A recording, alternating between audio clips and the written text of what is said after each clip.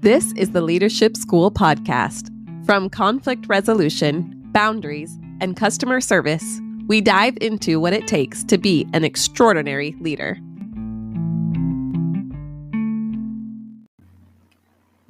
Anchor Podcast is the easiest way to make a podcast. Not only is it free, but it has everything you need, including creation tools that allow you to record and edit your podcast right from your phone or computer. For me, in just a few minutes, I was able to go from an idea to a reality of having my podcast launched and out there.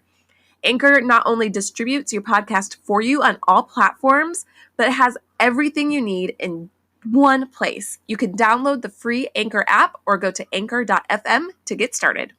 Hey, welcome back. I'm your host, Kyla Cofer, and I'm here today with Terry Boyle McDougall. Terry is an executive and career coach.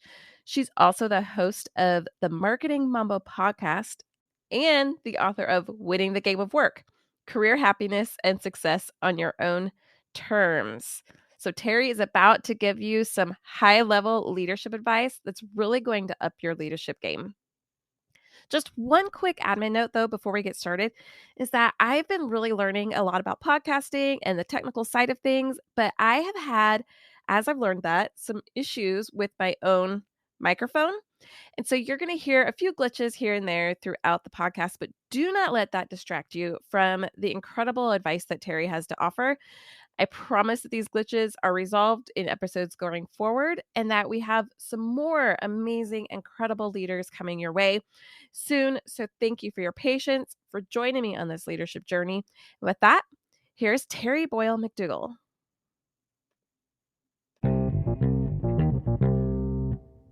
Terry, thank you so much for joining me today. It is such a privilege to connect with you. Maybe you could just tell us a little bit about yourself and what brought you here. Yeah, sure, Kyla. Well, first of all, thanks for having me. I'm Terry McDougall. I'm an executive and career coach, and I'm also the author of a book called Winning the Game of Work. I have been doing this full time since 2017. And before that, I had a 30-year career in the corporate world, mostly in marketing.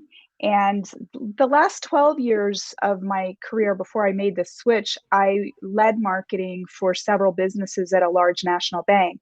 What I do today is work with high achieving professionals who are successful but not satisfied to help them be more effective in their roles and also to expand that overlap between their professional success and their personal happiness. Wow, this is so fun. And the first question I really want to get into is something we were just talking about before we came on. And we were talking about some like TV personalities and how they got their start and how they really didn't know what they were doing, but they just started anyways and they grew into it. It has really changed the world, seeing people, those leaders who have led the way by being authentic and vulnerable and courageous. Let's just talk about that. Like, what are your experiences with that, and how do you do that? How do you have that courage to be vulnerable and authentic? Well, oh my gosh, like a gazillion different things went through my head as you were talking about that. I mean, I guess the first thing that I would say is that each of us is on our own journey, and each of us has to walk every step of our own journey ourselves. And it can be very easy to compare ourselves to other people and to say, oh my gosh, look how much better they are or how much further ahead they are or whatever. But I think it's really important for us to like step back and realize that other people's journeys have nothing to do with our journey. Like we all have a reason for being here. And, you know, I like to think of courage not as bravery, but as taking action in the face of fear. Right? Not allowing fear to hold us back. And it can be really intimidating sometimes to, I like to use this analogy of like walking to the top of Mount Kilimanjaro, which I've never done, but I've talked to people who have done it. And, I think it's one of the easier, mountains to climb to the top of. Right. Easier, let's just say that way. But it's one of those things like you can see where you're going, but it's a very long path to get there. And I think that when we set goals for ourselves, we just have to put one foot in front of the other. And sometimes when we're on the journey, things can happen. Like maybe you fall off the path or you twist your ankle or, something happens, but you just have to pick yourself up and keep moving forward. And, I've found in my career that some of the biggest, most humiliating mistakes that I've made have actually been the ones that I've learned the most from. And, when I got further down the road, those were the ones that, I kind of looked back on for, to bolster me to keep going, to say like, hey, you faced that tough challenge and you had the courage to get up and keep going, be proud and keep going even further. We were talking about Oprah Winfrey, and I actually grew up in Delaware, and we got the Baltimore, Maryland news stations where I grew up, and Oprah Winfrey was on one of these local city, Baltimore talk shows. People Are Talking with Oprah Winfrey and Richard Scher. And she was like probably in her early 20s when she was on there. Just imagine your local, TV talk show where they're just talking about like, oh, there's going to be a festival at the waterfront today, or let's go to this school where they're like cutting the yellow ribbon to, reopen it. Just like really local type things. And she was one of the co-hosts there. And then to see her sort of, rise to the Oprah, the billionaire that we know today. Obviously she was not all like suave and smooth and sophisticated like she is now, but she had a vision and she just went for it. And we can all do that.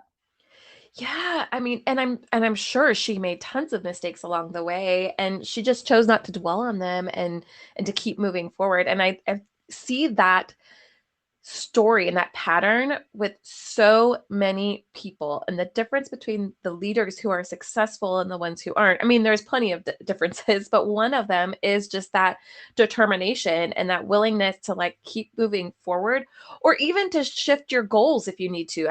She's Oprah, since we're using that example, she started out in TV as a news on the TV news, and Right. then she had to go, oh wait, I'm going to shift that. She goes, this goal, but it looks different now. And making that little shift for her really paid off. So I think sometimes I know I've had to do that a lot, and thinking, okay, I have these dreams up ahead, but I'm just hitting block after block after block, but they lead me somewhere else. I like to grow and move forward. And I think a lot of us leaders do, because we're like movers and pushers. And it's a common thread that people have, is this willingness to just keep trying. Yeah, I completely agree. And I think that sometimes what can keep people stuck is that they believe that there's a perfect path forward. And unfortunately, I think that that's something that school taught us, that, oh, there's a way, there's some perfect answers to get 100% on your test. And life is not like that. Business is not like that, because we are moving forward into the future and things are changing constantly. So things that worked in the past are not necessarily going to get the same outcome in the future. So we can study the past, we can go to school and we can take classes and we can read and all of that, but that's just giving us, ideas of what we could try in the future. But things change. And I think that it's really important to just set your goals and start moving towards them. And I have this saying that I didn't make it up, but I came across it and I love it, which is, even when you're falling on your face, at least you're moving forward. And sometimes that happens. You fall on your face and it hurts, but you get up and you brush yourself off and you're like, hey, I learned something, right? So now I know the next best step to take and hopefully not fall on your face. Yeah, absolutely. When last time we talked, we were talking a little bit about that leading out of fear. And I think that's kind of what you're touching on. When we think that there's this perfect route, this perfect path, we start to feel afraid of, and we start to make decisions based on that fear, because if we don't want to mess up, we don't want to go the wrong way. Mm-hmm. Yeah, exactly. I think that imposter syndrome is when we think that everybody knows stuff that we don't know. And the reality is that everybody has their own perspective, and maybe collectively a group of people may know collectively more than you do, but usually each individual just has their own skills and their own background and their own strengths and their own perspectives. And you have that too, right? And we're all entitled to share our perspectives. A lot of times when I'm working with people, and I would say, like, if you see something, say something, because a lot of times we can assume that, well, nobody's saying anything about this thing that I see. And so they've probably already processed that and they've rejected that as a good idea, or, they see it and it's no big deal. And a lot of times that is not the case at all. And so if you see something, share it, because if you're part of an organization, even if you're not in a leadership position, sharing your perspective could be about leadership, even if you're an individual contributor, because you're trying to improve the outcome of the organization that you're in. You're trying to, provide insights that can be used for better outcomes.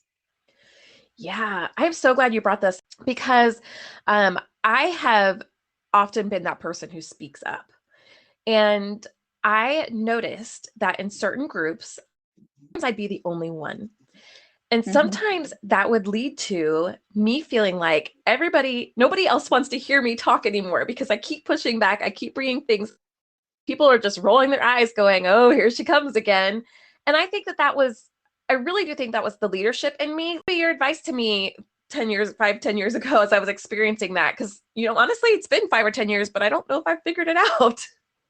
Yeah, I mean, I think that there's a lot of different situations. It could just be that, you were somebody who was extroverted among a bunch of people who were introverted, meaning that, extroverts a lot of times will be able to like talk and think at the same time, or maybe they talk to think, whereas introverts usually want a lot of time to process before they talk. And so if you're more extroverted and you're among introverts, it might take them longer to think things through, because they want to make sure that their thoughts are really organized before they share them. And I think that sometimes you can ask questions like, hey, what do you guys think about that? Other things that can be done, or that you can ask for feedback maybe outside of the meeting. So if you're finding that happens a lot, maybe if there's somebody that you feel close to or you feel like you can trust, you can go to them and say, tell me truthfully, what do you think about these ideas that I've shared? Is it too much? Is it too radical? Is this like completely off the mark? Like, what are your thoughts on that? Because that can help you sort of like triangulate, if you will, like your way forward. If somebody's not giving you direct feedback, you can find out maybe in a sidebar about, maybe there's something else going on that you're not aware of. Like, oh, we know we're not going to get the budget for that, but people aren't saying it. Some other things that can be done is that if you find that in those kind of meetings that there's not the kind of discussion or brainstorming that you're hoping for, you can try to influence outside of meetings. Like, if you know people that seem predisposed to creative ideas or new ideas, like maybe you can talk to them outside of the meeting and sort of have a more in-depth discussion and build some alliances, so that when you go into the meeting, other people, they've had time to process your ideas and ask you questions, and they may in that meeting jump on board and say, you know what, I totally agree with Kyla. But sometimes people, and you might be one of them, process quickly and come up with these fantastic ideas, but other people are like, behind you and around the corner, and they can't really see where you're going. And so they might just be like, I don't know what she's talking about. And it's not that it's a bad idea. It's just that they need more time to process. And maybe they don't feel comfortable asking questions in front of other people. Wow, I think you're hitting on some gold right now. Authenticity, about going that extra step, that extra level of attention and detail and deepness, like into relationships, connections, and with what you're doing and who you're doing that with. Um, and some leadership things that I really want to touch on up. So we, because we often lead people who are not like us. Usually we're leading people who are not like us. So that can Yeah. create some really challenges. And we sometimes we want to just do things for people, and when just it's easier if I just do it myself, like, Oh my we might gosh. do with our Yeah. kids. As you're coaching people, what are some of those tips and tricks for really leading well with people who are different than you? It's always interesting to me, like even people that have been working for 30 years and they've become extremely successful, they're still learning some of these lessons. In that, like, I mean, we were actually reviewing his 360 report, and there were a few things about, helping people develop within their careers. There was actually a lot of feedback about that. I mean, he had really good feedback on his 360, but that was just one of the areas for development. And when we were talking about it, he said, well, I really like, I really have liked it when people would just like, toss me a project and just let me go off on my own and figure out how to do it on my own. He's like, that's the best way that I get results. And, I said, well, you're a high achiever. You're in a senior level role.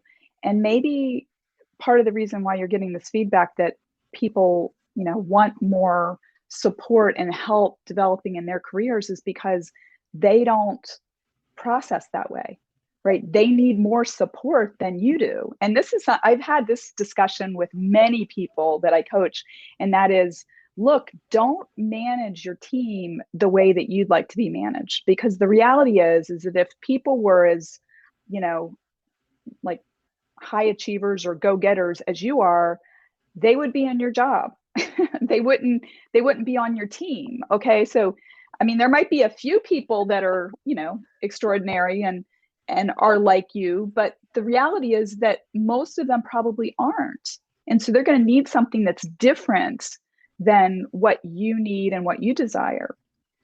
Part of it is asking them, and part of it is spending more time. I mean, you brought this up earlier, and I see this quite a lot, and I've coached on this just in the last 3 days. I've coached several people on this whole idea of, we've got so much work to do, and I know that I'm the team leader, but there's more work than we have resources for. So I just jump in and I become a player coach. I take stuff off people's plates, just so we can keep stuff moving along. And I always ask people, like, what are you not doing when you're jumping in and doing work that actually should be assigned to people under you? And I personally think that a lot of people can actually take more challenge than what we're giving them. And a lot of times, people who have been, really capable individual contributors who have moved into leadership roles, first of all, a lot of times they like doing. They get a lot of satisfaction out of doing, right? And so it's just fun for them. And they can do it faster than probably other people on their team can. But they're not, their time is so filled up that they're not actually leaving enough space for them to observe the people on their team and understand what the people on their team need in terms of support. Like, the people on the team might actually be able to do all the work if the manager was free enough to, be able to go around and support them in carrying the load. And that's actually the ideal. That's the ideal, because the stronger that your team gets, the more efficient and effective they become. But if you're always going in and being like, oh, I'm not sure if you can do this, it's sort of like, we're both moms, and sometimes it's, when we kind of helicopter in and we're like, oh, I'll make your bed. I don't think you can make your bed, or I don't think you can, tie your shoe or something like that. Like, oh, I'll just do it. It's just quicker. But the reality is that the more that we provide support when it's not needed, the weaker or more dependent that person becomes on you, right? And so it's not to leave them hanging and be like, I'm never going to show you how to tie your shoe. Like, you just have to figure it out yourself. Or whatever, like, we're not going to throw our kid in the deep end of the pool, right? But sometimes, in some ways, I think that's kind of like what that person I was talking about earlier, like, he actually liked to be thrown in the deep end of the pool. He liked that, right? Most people probably don't like that, right? But he was just, he liked that. And so he was like, yeah, throw me in the deep end. I'll figure my way.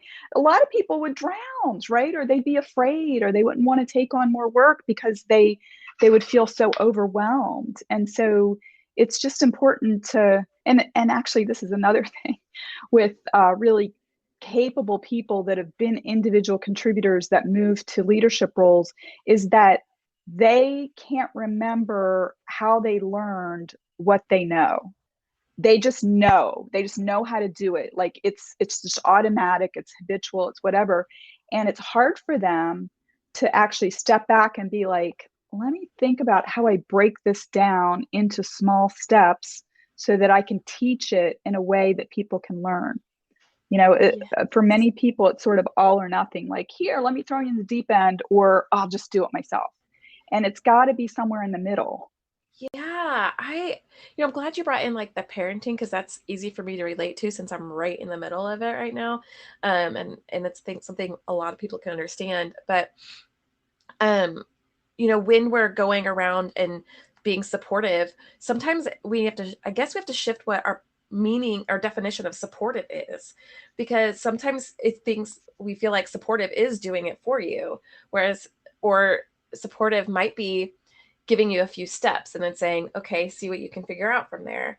And it is hard to do both of those things. It's hard to do the be supportive challenge, especially when you really you want to move fast, or you want to get done, that practicality of, and I find that for me, I'm really frustrated, because you're right. When you say, we forgot how we do something, we just do it. I mean, we forgot we didn't know we had to learn how to hold a fork. We just know how to do it now. Right.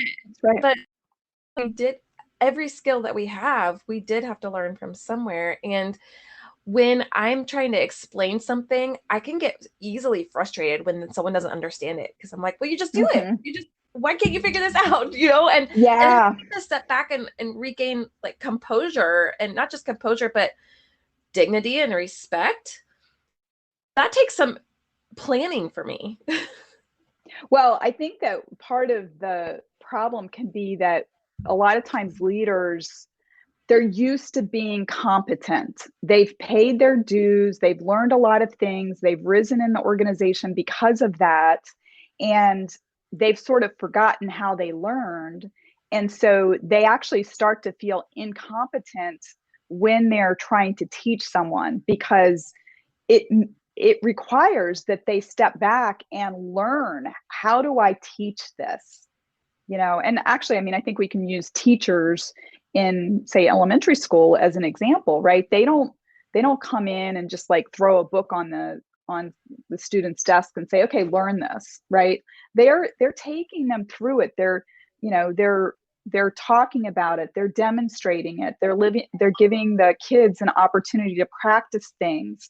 They increase the difficulty over time, right? They don't come in and say, in kindergarten, like, we're going to learn your multiplication tables, right? They're just like working with like little beans on the table, like, okay, here's 2 beans over here and 2 beans over here. If we put them together, how many beans do we have, right? Like that, they start with that, right? And then just build on it. And it's the same thing that we can do in the business world. maybe at first we let somebody watch us do it, and then we break off part of what we normally do and we give it to somebody and we let them do it, but we watch them, and we give them feedback. So, I don't ever want to work with someone and make them feel like I'm treating them like a first grader. I totally understand the concept. I think it really makes sense, that picture of it.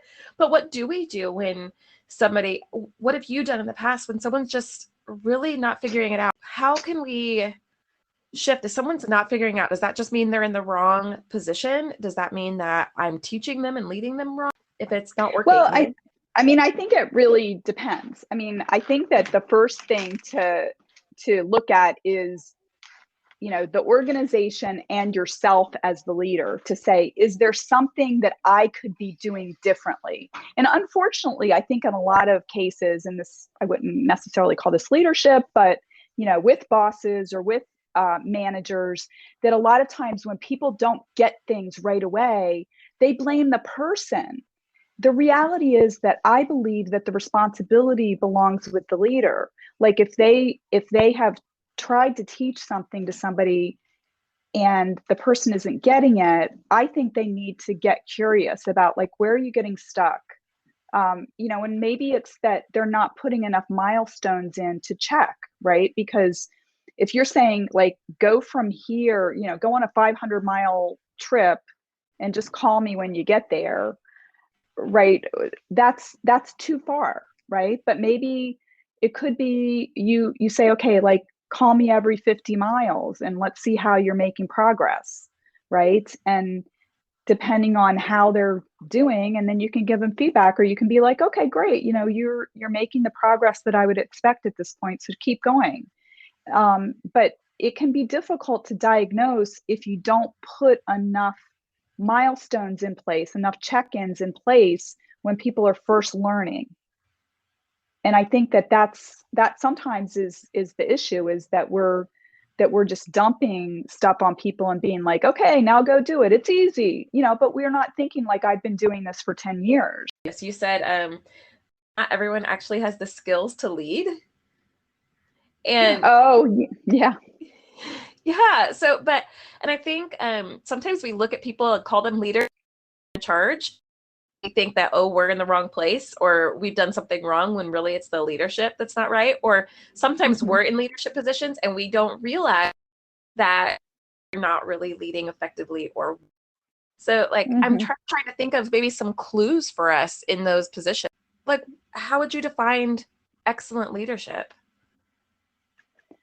Well, I think that excellent. Well, I'll say what I think leaders should do. I think that what leaders should do is to paint the picture, share the goals and paint the picture of what it looks like when we get there, so people know, like, where are we headed to? And then to set expectations for the people on the team to understand what's your part in helping us get to this goal, and put it in context, so that they understand, okay, that's our destination. And maybe my boss isn't going to be here to, like, watch every step that I take, but I know where we're going and I understand what my role is. So I'm empowered to move towards that. And then, if a leader does that well, and then they don't have to ride herd on people. They can just be at the head of the pack and be, marching towards the goal with an occasional, like, riding around to make sure, like, okay, everybody's still here. I haven't lost anybody. Is there anybody that needs some additional support? But if you're aware of that, and then it doesn't always mean that, like, you as the leader has to be the one that helps somebody or fixes it. I mean, one way to actually allow others on your team to demonstrate leadership is to, identify an issue and then maybe get somebody else on the team to say, hey, work with this person. You're good at this. You work with them to teach them how to do this. Like, you're actually developing leaders when you do that. And I really think that the definition of a good leader is somebody who is developing others to lead others. Oh, wow. Yes, really empowering people and not trying to be that bully or that manipulating or coercing people into following you, but into saying, Hmm. listen, I've been here, I'm a few steps ahead of you, so let me lead you so that you can do this, and then you can pass it on to the next person. Yes. Yeah, exactly. Exactly. And, when you're talking about like the coercion or the manipulation, that's not leadership. And in fact, I think leadership is about unlocking the potential that every person on your team has. And, coercion or manipulation or bullying, that causes people to go into a defensive mode. And just by definition, when we're defensive, like more of our energy is going to defending ourselves. We shut down, and Yeah. we're going to do just enough not to get yelled at. We're not going to be out there, you know, with the great ideas or experimenting or anything like that because, there's fear. It really There's does fear. snuff out all creativity and innovation. It doesn't it's that it puts people in that survival mode instead of actually trying to grow and thrive. Yeah, absolutely. I mean, it takes confidence and it takes trust to be a leader because you are trusting people to, give their best, right? And sometimes Mm. people will disappoint you. I mean, some people just, like you were saying earlier, sometimes people aren't a good fit for the role and sometimes people aren't serious about showing up and working, right? And so sometimes we're going to be disappointed because we've trusted people. But the answer is not to bully everyone. It's to identify those people who are not a good fit either because they don't have the right skills or they don't have the right, work ethic or attitude and remove them. But don't like bully everybody in case, like just because like somebody might not be working as hard as they could work. Yeah, absolutely. Yeah, I mean, I think that leadership is a great responsibility. It doesn't have to be a stressful responsibility or a like grave, but can be great. Mm-hmm. Of owning that people look up to us or people do have expectations of us, but we have expectations of ourselves too. And Mm-hmm. when we want to go further as leaders, because we do like pushing the envelope and growing and Mm-hmm. moving, when we want to do that, that we can bring other people with us, that we're not hurting ourselves or other people by putting them into a corner or pushing them down. It helps everybody if we allow everybody the space to really grow. Yeah, that's exactly why, when I was saying earlier, I think good leaders paint that really vivid picture of where they want to take everyone, right? And if people get excited and get inspired, they will be motivated to work harder than we could ever make them work. People will, stay late. They'll be thinking about the problems at work, like on their weekends and talking about it with their friends and family and coming in on Monday with great new ideas if they're allowed to, share that and if that's welcomed, right? And if there's a leader that's secure enough to say, yeah, I don't know exactly what the full roadmap looks like. I just know that that's where we want to get to. If you have come up with a great way for us to get there faster or for us to, discover more opportunities along the way, and then fantastic. And that's Yeah, exciting. To me, that's like the beauty of working with other people is that if we all bring our best together, that it's truly, synergy, right? That we're going to get more than the sum of the parts. absolutely. Okay, so I didn't prep you for this, but I want to see if maybe on the fly. You seem like you're pretty good on the fly with the questions. I'm pretty impressed right now, actually. Do you have some stories and examples that you can share that, like, where you've seen how that transformation happens? Maybe you could just tell us about one of those situations or examples. I this isn't something that I've seen firsthand, but I have really admired the way that Southwest Airlines manages and leads, right? That they have they trust their flight attendants and flight crews to do the right things, and they give them latitude. And it's fun to fly. I mean, maybe not right now during the pandemic, but it's usually pretty fun to fly on Southwest. The flight attendants seem happy. They're sometimes making jokes. And the reason, I think, is that they feel respected. They feel like I can own my job. I'm not going to be, micromanaged. I mean, there's certainly people that I have worked for that I have had tremendous respect for. And I mean, I think about myself personally, that I always have worked better for people that believed in me and, provided guidance on, okay, where are we going? And allowed me to provide my perspective on things. And if I look like I knew what I was doing, they'd just be like, okay, go for it. Right? Like, that's inspiring. That's inspiring to me. And I think it's inspiring to most people. The challenge is to get the balance of support and challenge, because if we challenge people too much and we don't support them, they get discouraged. If we support them too much and we don't challenge them, and then sometimes they think, oh, they don't believe in me. They don't think I can do any more than this. They're babying me. They're micromanaging me. And they will become disengaged because they think oh, well, every time that, something gets a little bit hard, the boss swoops in and just takes it from me and does it because it's quicker for them to do it. Right.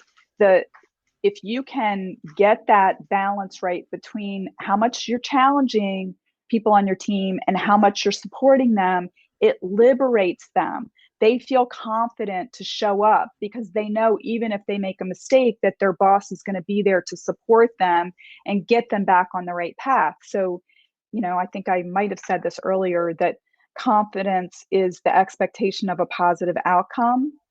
If you feel like you can go out and do something new and you expect the outcome to be positive, because if you trip, your boss is going to be there to support you. And then you've got the resilience and the courage to keep going forward. But if the burden's too heavy and there's not anybody there and you're afraid you're going to get beat up if you don't do it perfectly, and then you're probably not going to stay there long, because it's going to feel toxic. And then, the flip side of that is that if you're being babied, what fun is that? I mean, it gets boring. You're not growing. I started feeling excited, even though we don't even have a project that we're talking about right now. That the way you were talking, our project is coming up. I'm gonna do that. I got really excited. Yeah. And then I thought, okay, so if I'm the person creating these ideas, getting excited about, I also want to be brought along to see it happen. How cool would it be if we said, you develop this, let's let you see this through and really lead somebody to do that, putting my all into it because I was so excited about this idea. I'm bored with something that I thought of. I mean, how cool would that be? Yeah, absolutely. I mean, I think we all want to, unfortunately, I think that sometimes school can beat this out of us. But, when we're little kids, in kindergarten, first grade, usually we want to run as fast as we can, and you want to go out on the playground and just, jump rope as much as you want or climb as high as you can, run as fast as you can. And I think that even after years of schooling and when we've been taught to sit in your seat and raise your hand and be quiet and wait your turn and all of that kind of stuff, we still have that desire inside of us to run as fast as we can. And unfortunately, a lot of organizations don't encourage that. But I personally think that the most innovative and probably the most profitable organizations do, because, if you're paying people, you want to get the most productivity out of them. And if we've already said that micromanaging doesn't work, people are not encouraged to give their all when they're micromanaged. And then, what does true inspiration? I mean, I really think it does look like, somebody who is trusting their people, they're supporting them appropriately, they're challenging them appropriately, they're giving them the right vision of where we're going. And then they're saying, hey, I believe in you. Let's go. Hey, fun. that sounds like an adventure. Well, I want to take a little bit of a different switch, and then I want to ask you a question I ask every guest on my podcast, and it's, what does it look like to you to lead? And with integrity?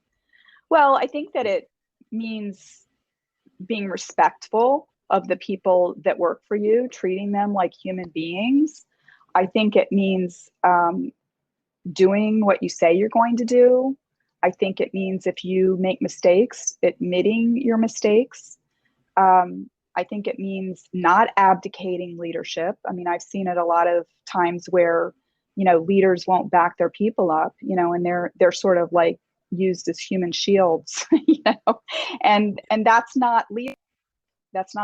I mean, leadership is supporting and protecting the people that work for you so that they can do their best, to meet the goals. So being honest,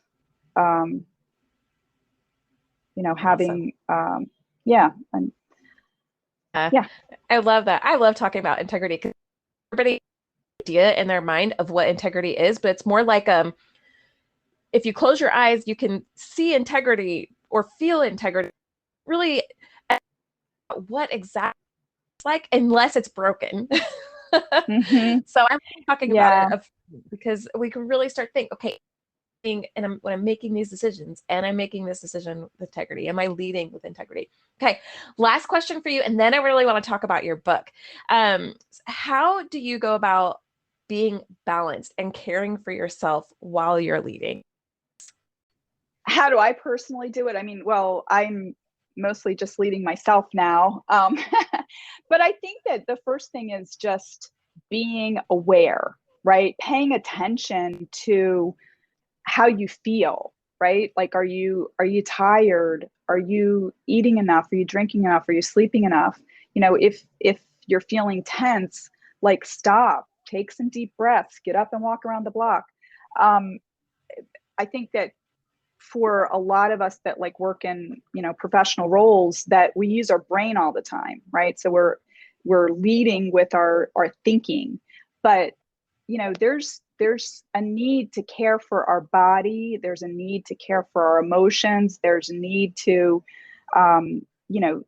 be spiritually healthy. So many of us can operate like we're in a crisis all the time. And what will happen is that we will run out of gas. We will be on the side of the road, not able to, get up and go at all. And so it's important to be aware when you're feeling that stress, and to be very intentional about taking the time to, like I said, sleep, eat, hydrate, spend time with friends and family, have fun, meditate, journal, do these things that help fill you back up. So that when Monday rolls around, that you're like, I'm ready. My gas tank's full. You just hit all of those awesome elements of self-care that I talk about all the time. So I love that. I love that you kind of naturally have done that into your leadership. Awesome. Thank you so much. Before we go, I really want to hear everything about your book, where we can find it, what inspired you. Just dive in. We want to hear about it. Okay. Well, my book it's Winning the Game of Work, Career Happiness and Success on Your Own Terms. And it really started off as a blog. Right around the time that I was leaving my corporate job, I had a lot of stuff to process.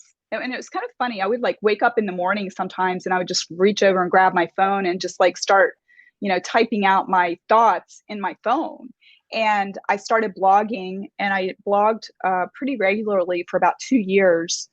And at some point somebody asked me, like, how many words do you think you have? And I said, I have no idea. But it prompted me to download all the words, all my articles. And I had about 25,000 words. And then, just coincidentally, right around the same time, a friend of mine called, and she was like, oh, I'm in this book writing program.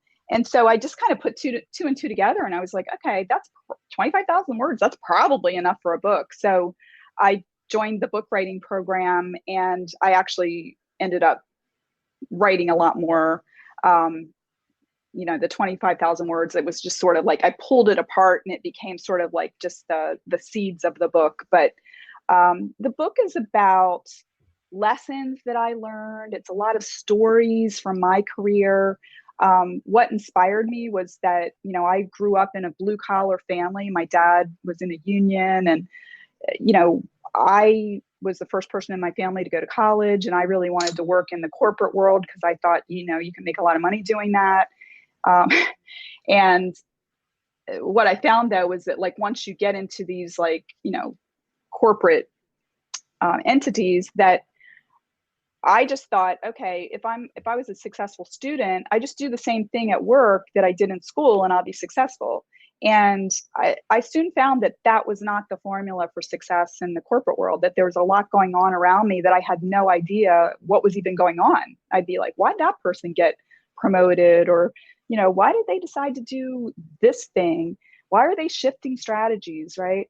And it just got me like observing. And then luckily for me, I had some really good mentors along the way who sort of like pulled the veil back a little bit and started like pointing out to me what was going on. And I feel now that it's sort of like the Matrix. Oh, this is what's going on. But when you get behind everything, like there's all this code, right? And that's what's really running things.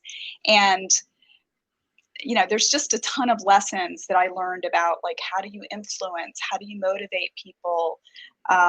So I wrote the book because I wanted to share a lot of the hard-won lessons that I learned with people so that they didn't have to struggle so much or, wonder. Like, I know a lot of people that I work with they start to doubt themselves because they're working so hard and they're not getting the results that they want to get. And has nothing to do with their intelligence. It has nothing to do with their work ethic. It has a little bit to do with how they're playing the game. Because a lot of times they don't even realize that they're playing a game. And, I worked with somebody earlier in the year, and she was just working so, so hard, and she was getting slammed like so bad. Like she was really, literally getting hurt at work, like not physically, but she was like kind of spiritually and emotionally getting slammed. And the vision, and I talked to her about this. I said, it's almost like you're playing football with these 50-pound tackles and you don't even have any pads on. Like she didn't even realize that she was in a game, and the way that she was playing it, she was getting hurt and she didn't know why. And, we really had to step back and say, look, do you see what's going on here? And you can actually show up differently than what you're doing. You have choice. A lot of times we don't think that we do. We just think like, oh, I just have to do this or that. And it's painful for me to see people getting hurt. I don't want them to get hurt. So that was my motivation. And then I also interviewed 11 people about their careers, people that I knew had really interesting career stories. And I put them in the book to be inspirational, because a lot of times when people see somebody in the world, they'll be like, oh, they must have just been lucky and found that magic elevator that took them to the, executive floor. And, people that are successful, they walked every step of the way, just like all of us can. And I wanted to tell the stories of people getting fired and owing $150,000 to the IRS, or being sexually harassed, or, like all of those kind of stories are in the book, that these happen to real people that are in really good places right now with their careers, but it didn't happen magically. I always thought that things just happen magically. I thought, like Mary Poppins, we have this idea that if we just snap our finger, just happen and things just change, and that the people who did that, they were born into it and they snapped their fingers, and that's pretty rare. It's very rare. I mean, we always hear about the overnight successes that actually have been working, toiling away for 20 years, right? That there's not a perfect path, right? And I think that when we tell ourselves like, oh, well, I guess I either have to be perfect, or I just have to resign myself that I don't know where that magic elevator is. It's not the case. We just have to start walking. Well, first of all, decide, what's my goal? Like, what is the thing that I actually want? And then start making your way towards it. You can always pivot if you get halfway there and you're like, it doesn't look as attractive to me as it did from far, back there. But, a lot of times when we start on the path towards the thing that we want, we meet fellow travelers, we learn things, we get other opportunities. Yes, that is so true. But I think there's also something to be said for being okay with being where you are, and don't shame people who they are, because they're okay with where they are. And that's a really cool, beautiful thing. And as leaders, we should also be okay with where we are. And if we want to go somewhere else, that's okay. But we have to know where we are, know where we want to go, and then be willing to put in the effort that it will take us to get there. But also be totally fine with, it's okay.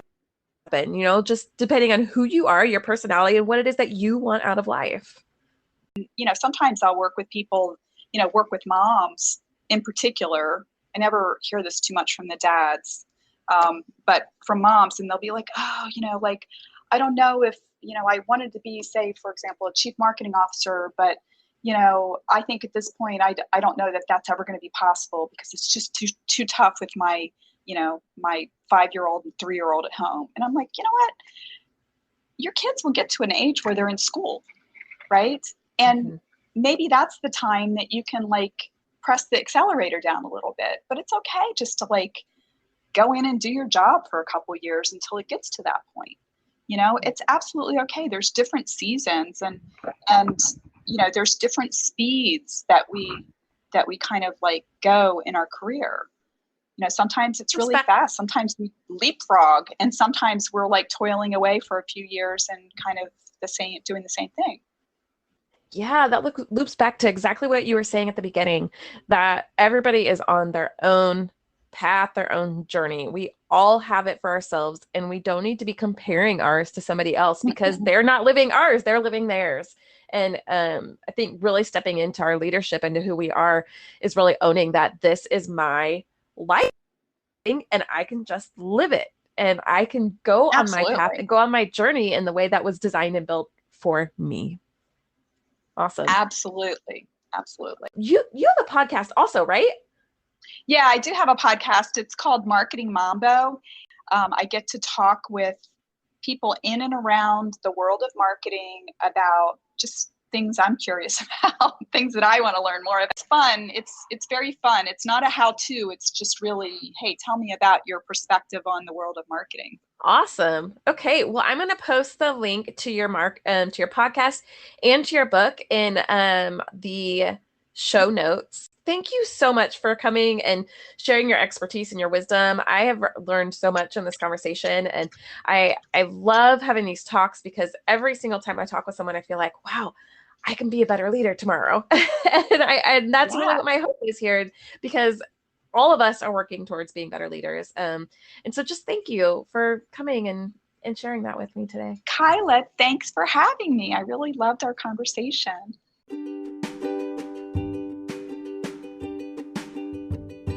Thank you so much for listening to this podcast. I truly mean it when I say that I'm honored that you would spend time listening to the things that I have to say. You can support me by subscribing to this podcast or by telling your friends, family, coworkers about it, and also by letting me know what you think. It really helps me to know what you like, what you don't like, things that you want to hear about, learn about, how I can share my expertise with you. I am here for you to serve you. Again, thank you so much for listening, and let me know how I can continue to support you being the awesome leader that you are.